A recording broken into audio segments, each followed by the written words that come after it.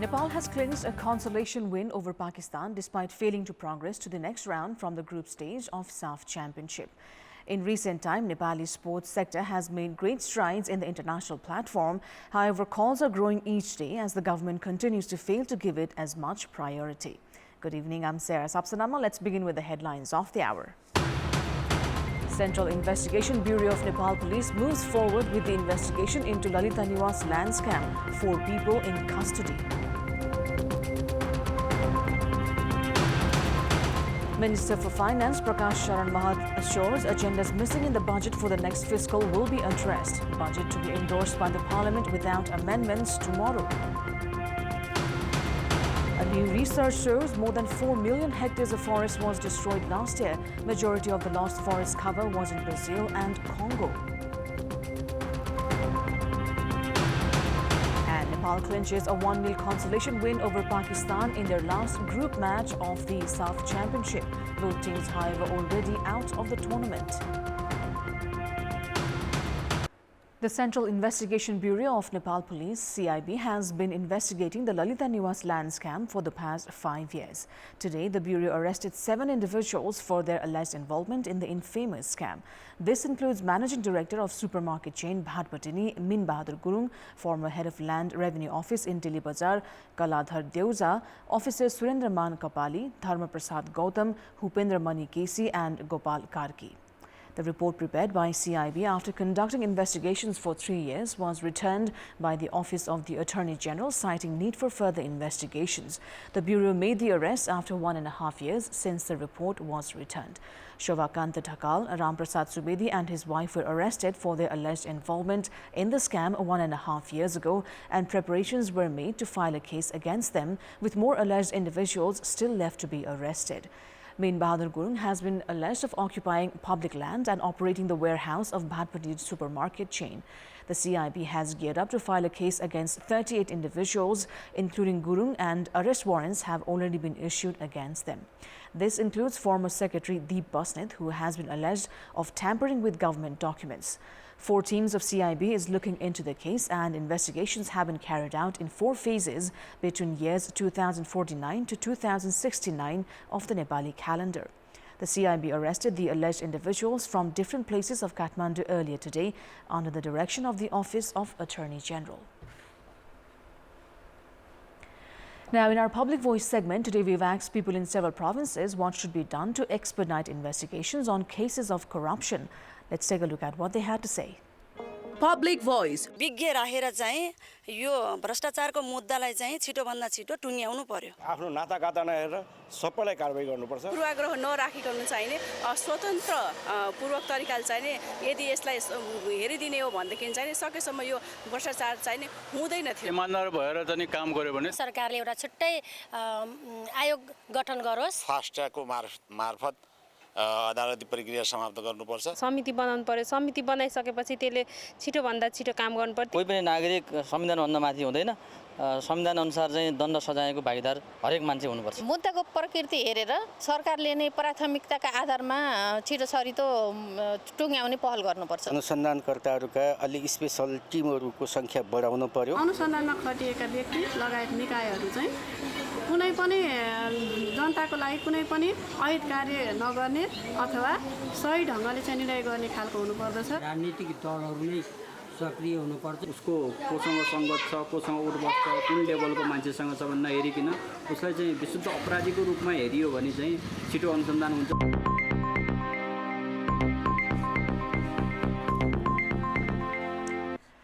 Now, the government is all poised to endorse the budget for upcoming fiscal year tomorrow with no amendments despite widespread criticisms. Ministers furnished answers today regarding various issues concerning the budget. The government has geared up to endorse the budget tomorrow after Prime Minister Pushpa Kamal Dahal answers questions raised on issues related to entities under his jurisdiction. Political parties that had been opposing the endorsement of the bill without amendment are also in a mindset to lend their support to the budget tomorrow. The chief whip of Nepali Congress, Ramesh Lekhak, has said that consensus has been reached regarding the endorsement of the budget. The ruling coalition parties have reached an agreement to settle their issues once the budget gets endorsed. The ruling coalition partners, Janata Samajwadi Party and CPN Unified Socialist, had previously remained firm in its stance of not supporting the budget endorsement without required amendments.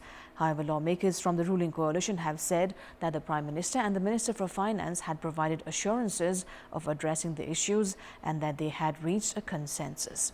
Nepali Congress and CPN Maoist Centre has already issued a whip regarding budget endorsement. Janata Samajwadi Party and CPN Unified Socialists are scheduled to hold official discussions regarding budget endorsement tomorrow. CPN Unified Socialist lawmaker Metmani Chaudhary said that the party will certainly vote for the endorsement of the budget without amendment. The country's oldest Tribhuvan University celebrated its 64th year of establishment today. However, in its 6 decades of history, the university has continued to face challenges in delivering quality education for a number of reasons. The university bears 80% load of higher education in the country with 9 streams including science, management, humanities, education, law, medical education and engineering among others.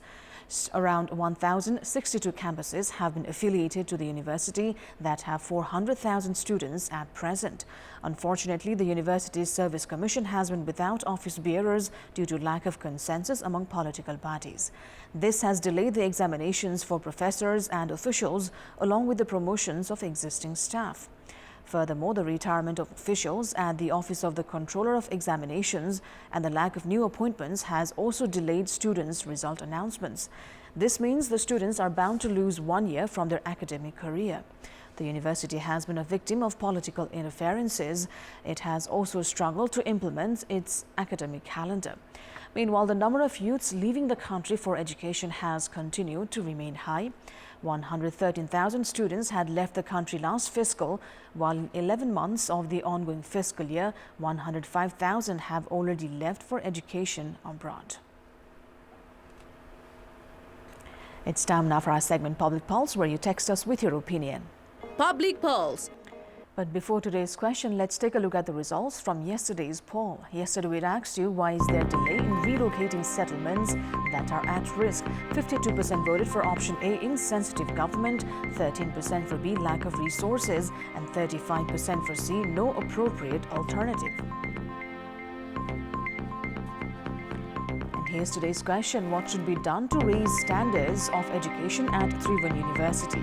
Your options are A, implement the academic calendar, B, improve curriculum, and C, end political interference. The voting is on. Type NEWS, select your option A, B, or C, and send it to 34001 to share your opinion with us.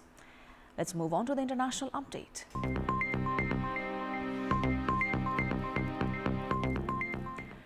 A research by Global Forest Watch has shown an area of tropical forest the size of Switzerland was lost last year as tree losses surged.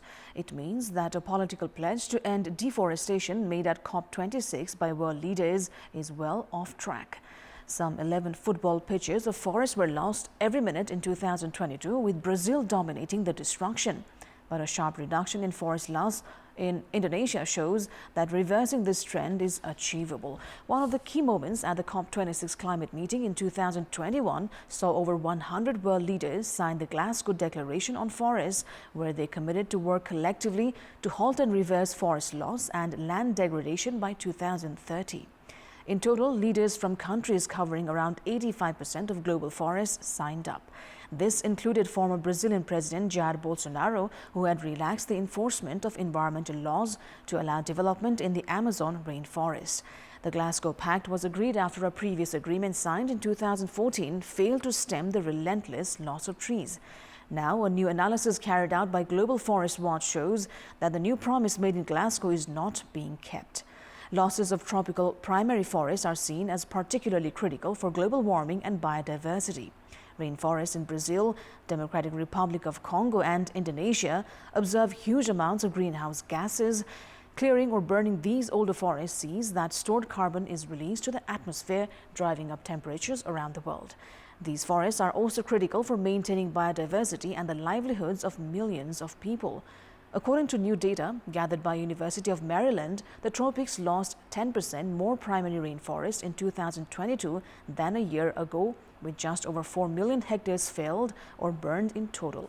Brazil dominates the losses of primary tropical forest, and in 2022, this increased by over 14%. In Amazonas state, which is home to over half of Brazil's intact forests, the rate of deforestation has almost doubled over the past 3 years. Now, Wagner leader Yevgeny Prigozhin has begun his Belarus exile. A jet linked to Russian mercenary chief arrived in Belarus from Russia 3 days after he had an aborted mutiny against the Russian military.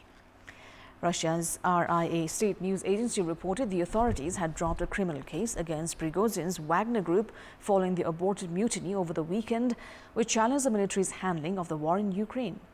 With Russian President Vladimir Putin attempting to reassert his authority in the aftermath of the mutiny, the Kremlin said Putin would later address members of Russian military units, the National Guard, security forces and others who had helped to uphold order during the revolt.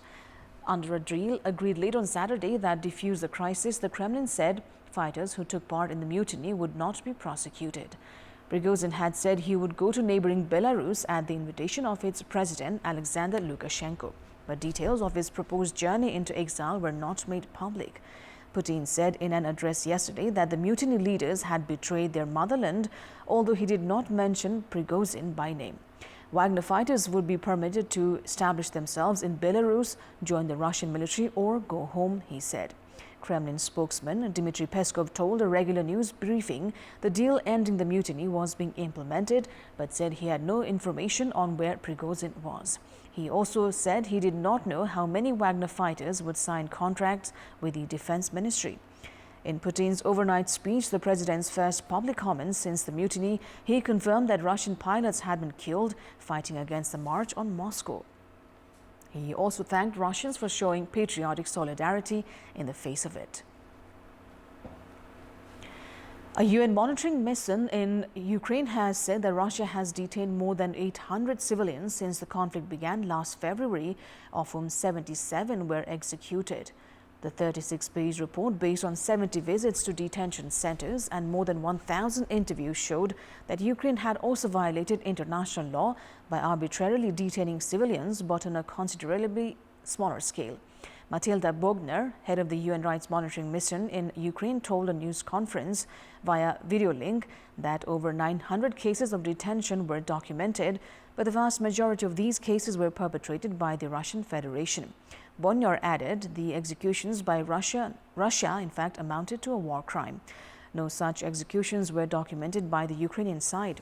Of the 864 civilians held by Russia, the UN Human Rights Office was able to document 178 cases in detail. Of those, more than 90% were tortured, the report said, citing incidents of waterboarding, electrocution and the use of a hot box where detainees are held in solitary confinement in a box in high temperatures. The detentions took place in both Ukraine and Russia.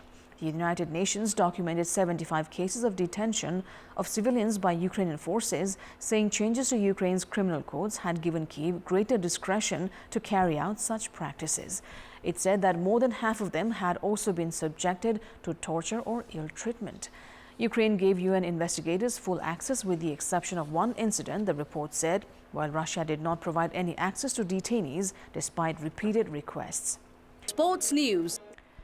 Nepal has chalked out a consolation 1-0 win over Pakistan at the SAF Championship as Ashish Chaudhary scored his first goal for the national team. In the match held in Bangalore's Kantipur Stadium, the first half ended in goalless stalemate. In the 11th minute of the match, Bimal Ghartimagar had a 1 versus 1 advantage but failed to score. Bimal once again faltered in a free kick. Nepal's custodian Kiran Chemjong saved a scare as Pakistan's Mohammad Umar Hayat attempted to score in the 23rd minute. Bimal attempted to score once again in the 42nd minute, however Pakistan's goalkeeper saved his attempt. In the 68th minute, Devendra Tamang's attempt shot the bar. 2 minutes later, Eric Bistak got a free kick, however failed to make a difference. Ashish Chaudhary broke the deadlock in the 80th minute, scoring his first goal for the national team. Nepal produced plenty of chances towards the fag end of the match but could not capitalize on them. Manish Dangi and Ashish both had open chances which they failed to convert. With this, Nepal's journey at the 14th SAF Championship has ended. Nepal had faced a 3-1 goal defeat at the hands of Kuwait in its first group stage match and 2-0 defeat with India. India and Kuwait have entered into the semi-finals of the championship. In the last group stage match that concluded a while ago, India and Kuwait settled for a draw. That is all for the moment. Thank you for watching. Good night.